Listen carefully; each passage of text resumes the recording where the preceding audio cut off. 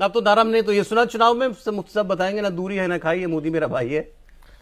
मोदी भाईजान तो कहा क्या किया मोदी भाईजान के साथ? देखिए क्या है, बिल्कुल बात सही है कि मुसलमानों ने योजनाओं का, सरकार का जितना फायदा उठा सकते थे बिल्कुल खुल के उठाया है।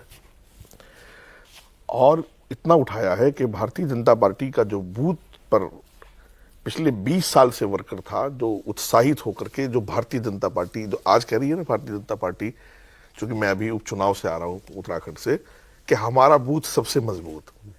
पिछले 10 सालों में हमारा बूथ सबसे मजबूत तो था, लेकिन जो वो एक कार्यकर्ता जो उत्साहित था और बहुत जज्बे से और बहुत इमोशंस के साथ भारतीय जनता पार्टी को चुनाव लड़ाता था, वो इन सब के चक्कर में कमजोर पड़ा है कहीं ना कहीं। किस चक्कर में? इसी चक्कर में कि ये सब जो है ऑफिसर इस तरह के। मैं आपको पश्चिमी यूपी के हालात बताता हूं। पश्चिमी यूपी में कभी हमें महसूस नहीं हुआ कि भारतीय जनता पार्टी की सरकार है। अधिकारी मुसलमानों के, खासतौर से मुस्लिम लीडरशिप के और समाजवादी के खिलाफ एक लफ्ज सुनना नहीं चाहते थे, और अभी भी यही पोजीशन है। और वो सब अधिकारी चुनाव हारने के बाद भी पोस्टिंग इधर से उधर पाएंगे बस। तो हालात ये हैं। सरकार योगी जी की सरकार योगी, और आपको पश्चिमी यूपी में सरकार योगी जी की महसूस नहीं हुई पिछले कई सालों में। उसकी वजह ये रही कि अधिकारियों ने सिर्फ इस बात को जाना है कि ये मुसलमान है और ये अच्छा लीडर है, इसके खिलाफ हम, वो जितना भी चाहे जो करता रहा। मैं खुद कई मसलों में इन्वॉल्व हुआ हूं जाकर के, अरे भाई कानून ये कहता है, अरे साहब ये तो बड़ा आदमी है, बड़ा मौलाना है, बड़ा लीडर है।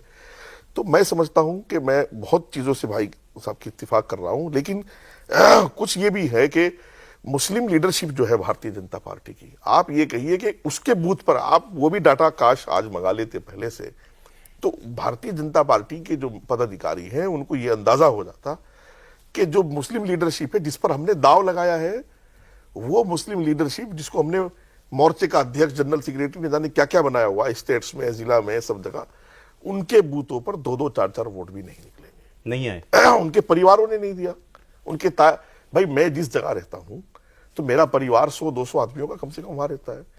तो मेरा परिवार के कम से कम अगर 100 आदमी है तो 40-50 वोट तो पड़ ही जाने चाहिए। बिल्कुल। तो 9 वोट निकल रहे हैं, कहीं से 8 वोट निकल रहे हैं, और नेतागिरी उनकी पक्की रही है। तो क्यों है ऐसा सर? ऐसा इसलिए रहा कि मुस्लिम लीडरशिप भारतीय जनता पार्टी की मुसलमानों को पिछले 10 साल में न जाना चाहती थी, न फेस करना चाहती थी।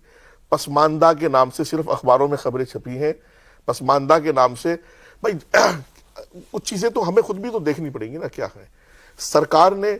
मैं कह रहा हूं, मैंने आपके एक दिन आप ही के साथ एक शो में कहा था कि मैं पूरे मुल्क के मुसलमानों को चैलेंज करता हूं, कश्मीर से कन्याकुमारी तक, वो मुझे एक चीज बताएं कि सरकार ने उनको, सेंट्रल सरकार ने कोई तकलीफ दी हो, या स्टेट में जहां भारतीय जनता पार्टी की सरकार है मुसलमान उससे तकलीफ में आया हो।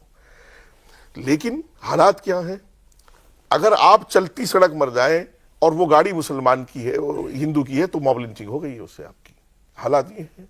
आप अपनी रविश से, अपने रवैये से, अपनी खतरनाक जहनियत से एक कदम भी नहीं हटना चाहते हैं।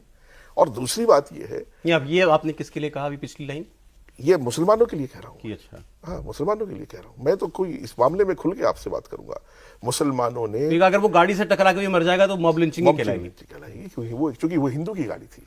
अभी शामली में परसों तरसों एक केस हुआ है, नशेड़ी लड़का लंबे जमाने से नशा करता हुआ रात को किसी के घर में घुस गया। वो इत्तेफाक से बेचारे हिंदू थे, जबकि वो ऐसी जगह है शामली का, वो ऐसा कस्बा है कि वहां 80-90% मुसलमान रहता है। तो वहां हिंदू अपने आप को महफूज रखेगा या मॉब लिंचिंग करेगा? मुझे आप ईमानदारी से बताइए। और वो नशेड़ी अगर रात को किसी के घर में घुस गया और कुछ धक्का मुक्की छोटी मोटी हो गई, चूंकि वो नशे की हालत में था, मर गया, मेडिकल रिपोर्ट कह रही है कि ज्यादा नशा होने की वजह से मौत हुई है, और सारे हिंदुस्तान का मुसलमान कह रहा है कि शामली में मॉब लिंचिंग हुई है।